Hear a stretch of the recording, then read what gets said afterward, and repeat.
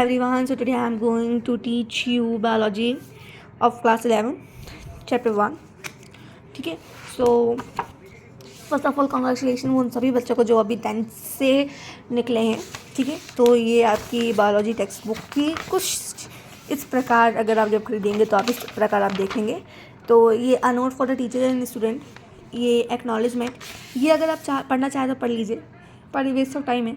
इससे मेरे ख्याल से तो अभी तक क्वेश्चन नहीं बनते. सबसे पहले मैं आपको बता दूं कि आपकी बायोलॉजी पूरी टोटल 5 यूनिट्स में बटी गई है. सबसे पहले है diversity in the living world. इसमें आप इसमें 4 चैप्टर है. पहला the living world, second biological classification, तीसरा प्लांट किंगडम, चौथा एनिमल किंगडम. इसके बाद structural organisation in plants and animal. इसके बाद स्ट्रक्चर्स एंड फंक्शंस. इसके बाद है प्लांट फिलॉसफी, ह्यूमन फिलॉसफी. ठीक है. यूनिट 1 में से अगर आप नीट की प्रिपरेशन कर रहे हैं तो इसमें diversity in the living world, ये जो मैंने ब्लू मार्क किया है, ये लाइंस बहुत ज़्यादा इंपॉर्टेंट है. इन लाइन से आपको क्वेश्चन बन सकते हैं इस साल या आने वाले साल में. इस लाइन से क्वेश्चन डेफिनेटली बनेंगे. ठीक है. तो इसमें से आप अपना ये लाइन को एक बार पढ़ लीजिएगा. तो वैसे मैं बता देती हूँ, biology is the science of life. जो हमारी बायोलॉजी वो हमारी साइंस की लाइफ है. इसमें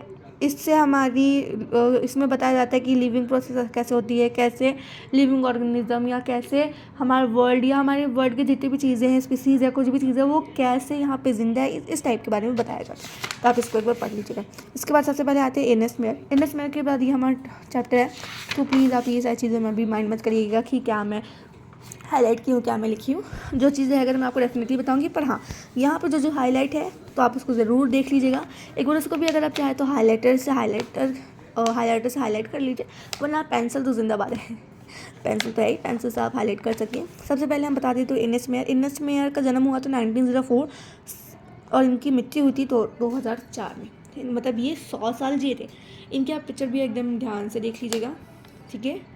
क्योंकि कभी कभी पिक्चर से भी क्वेश्चन आ जाते हैं कि ये कौन है, हु ही इज़ या हु ही वॉज. ठीक है. ओके.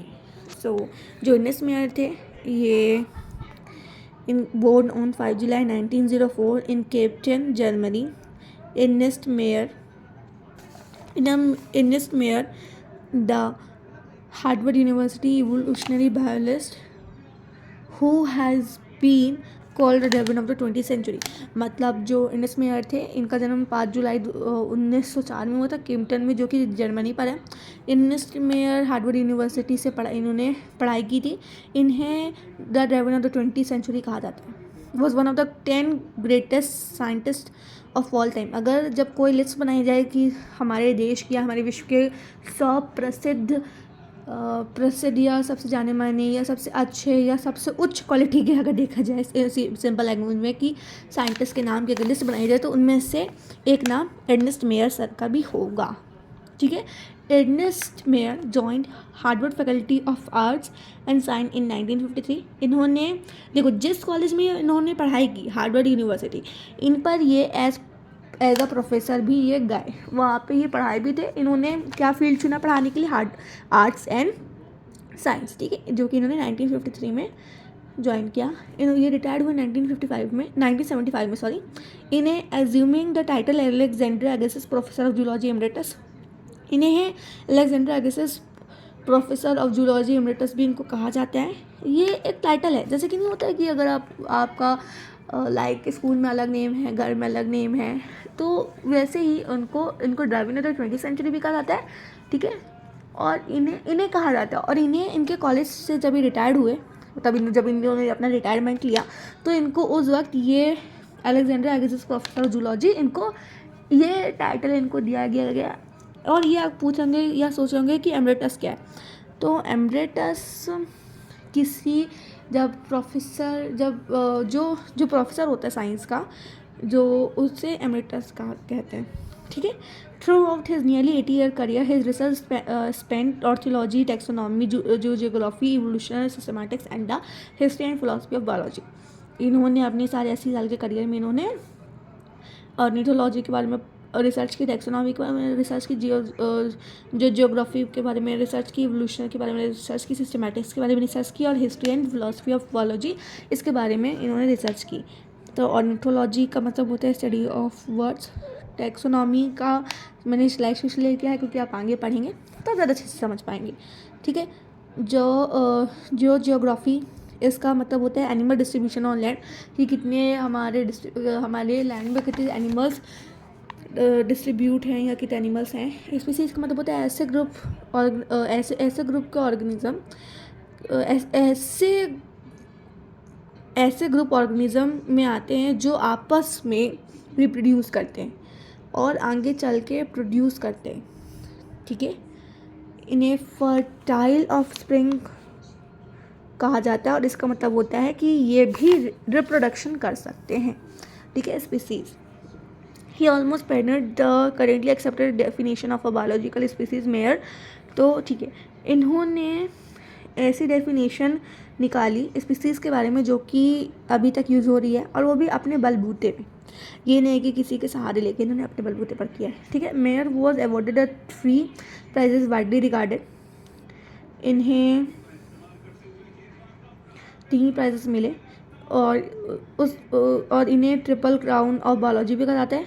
इन्हें द बेल्जियन प्राइज इन 1983, इन्हें बेल्जियन प्राइज 1983 में मिला। The international prize for biology in 1994 में मिला, ठीक है। और क्रेवर्ड प्राइज इनको 1999 में मिला। Mayr died at the age of 100 in the year 2004।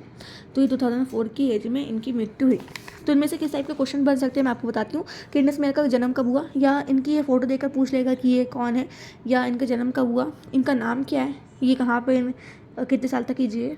तो ज़रूरी नहीं है कि सिर्फ आपका लाइन से ही क्वेश्चन है, एनसीईआरटी लाइन से ही क्वेश्चन है, आपसे पिक्चर हैंड राइटिंग से भी पूछ सकते हैं, ऐसा रीजन बेस्ड भी कर सकते हैं। तो ये है इंडस मेयर। सो इन्हें ज़रूर आप ध्यान से पढ़िएगा, देखिएगा, ठीक है। एक बार अपने से पढ़ेंगे तो ज़्यादा अच्छे से आपको समझ में आएगा। तो ये बस यही है कि इससे क्वेश्चन बन सकता है कि ये इनका जन्म कहाँ पर हुआ, ठीक है। स्थान पूछ सकता है या ईयर पूछ सकता है, और ये पूछ सकता है कि इन्होंने कौन सी कॉलेज में पढ़ाई की, या उसके बाद ये भी पूछ सकता है कि इन्हें क्या कहा जाता है, या फिर ये पूछ सकता है ड्रेवन ऑफ द 20th सेंचुरी कौन है, या ये पूछ सकता है कि ऐसा कौन सा इंसान है जिनका 100 ग्रेटेस्ट साइंटिस्ट में से नाम आता है, ठीक है। और फिर ये भी पूछ सकते हैं कि इन्होंने कब ज्वाइंट किया था Harvard faculty arts and science की, तो इन्होंने 1953 में किया था। ये रिटायर्ड कब हुए, या 1975 में मेयर के साथ क्या हुआ, ये भी पूछ सकते हैं। इन्हें Alexander Augustus professor of zoology emeritus, इन्हें क्या कहा जाता है, या फिर ये पूछ सकते हैं कि इन्हें किस चीज़ का एमरिटस कहा जाता है। इसके बाद आपसे ये पूछ सकते हैं कि इन्हें अपने ornithology, taxonomy, geography, evolution, systematic and the history and philosophy of biology, ये सारी चीज़ों की खोज इन्होंने तब कितने साल के करियर में की, या ये पूछ सकते हैं कि इन्होंने 80 साल के करियर में किन किन चीज़ों की खोज करी। इन्होंने अपने बलबूते पर क्या इन्होंने किस चीज़ की खोज की, किस चीज़ का ओरिजिन की, ठीक है। इसके बाद ये पूछ सकते हैं कि इन्होंने ऐसे क्या चीज़ किया कि जो अभी भी लोग उसको एक्सेप्ट कर रहे हैं और उसको गलत साबित नहीं कर पाए, और वो आज भी यूज़ हो रही है। तो ऑब्वियसली उन्होंने स्पीसीज़ की डेफिनेशन। इसके बाद इन्हें ये भी पूछ सकते हैं कि क्राउन ऑफ ट्रिपल क्राउन किसे कहा जाता है। ये भी पूछ सकते हैं कि इन्हें कितने प्राइजेस मिले, या ये भी पूछ सकते हैं कि इन्हें ये प्राइज़ कब मिला, या ये पूछ सकते हैं कि 1983 में इन्हें कौन सा प्राइज़ मिला, या ये पूछ सकते हैं कि बेल्जियन प्राइज़ किसे मिला, या ये पूछ सकते हैं कि बेल्जियन प्राइज़ कब मिला, या ये पूछ सकते हैं कि 1983 में इन्हें क्या मिला। तो एक ही चीज़ के बहुत टाइप के क्वेश्चन कर सकते हैं। सबसे मेन है कि आप ये याद रखिएगा कि इनका कि इन्होंने पूरा 100 साल जिया है, ठीक है। So I hope that you like my video. I know कि मेरा फर्स्ट चैनल है तो मैं इतना अच्छे से नहीं कर पा रही, नहीं समझा पा रही, आप लोगों को नहीं पसंद आ रहा होगा, पर मैं अपने अंदर बहुत इम्प्रूवमेंट लाऊंगी। वैसे आप मेरी वीडियोस को स्किप मत करिएगा, क्योंकि मैं कभी नहीं चाहूँगी कि मैं कुछ ऐसा करूँ जिसकी वजह से आपके लिए मैं अनबेनिफिशियल हूँ या मैं खुद के लिए हूँ। वैसे मैं ये कह रही हूँ कि मेरी मम्मी मेरे से हमेशा कहती हैं कि जब आप पढ़ाई करते हो या आप कुछ अच्छा कार्य करना चाहते हो तो आपका मन कभी भी उस अच्छे कार्य में नहीं लगता है। ठीक उसी प्रकार मैं भी यही कहना चाहती हूँ कि जब इस मतलब मेरी मम्मी का मतलब ये होता है, और ये मेरा भी मतलब है कि जब आप पढ़ाई करने जाते हैं या कुछ अच्छा कार्य करने जाते हैं, जैसे कि पढ़ाई हो गया, पूजा हो गया, ये सारी चीज़ें हो गया, तो इस सारी चीज़ों में आपका मन नहीं करेगा, आपके मन में तरह तरह की चीज़ें चलेंगी, या तो ये चलेगा कि आप इसे चला लो या फेसबुक चला लो।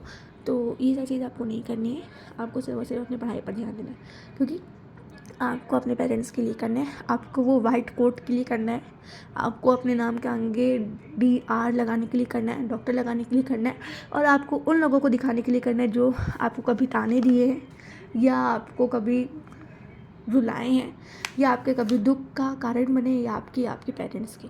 सो I hope that you like my video, और मैं मेरी आपसे ये रिक्वेस्ट है कि आप मेरी वीडियो को लाइक करें, शेयर करें, कमेंट करें, और मेरा चैनल को सब्सक्राइब करें। Thank you. Have a nice day.